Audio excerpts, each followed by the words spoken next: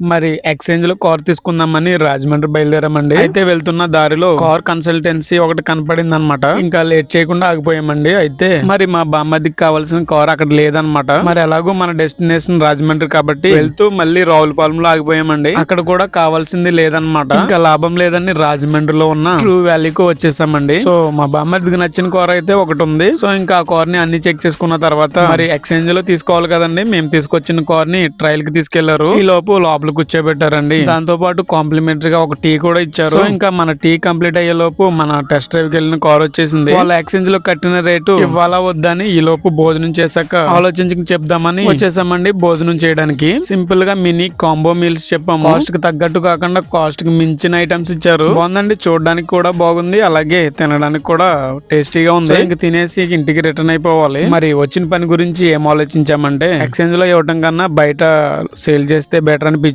So ఇంకా ఇంటికి return అయిపోయామండి. Car కొనడమే కాదు అమ్మడం కూడా చాలా కష్టం అనిపించింది. ఇదండి మరి ఈ రోజు ఇలా జరిగిందనమాట.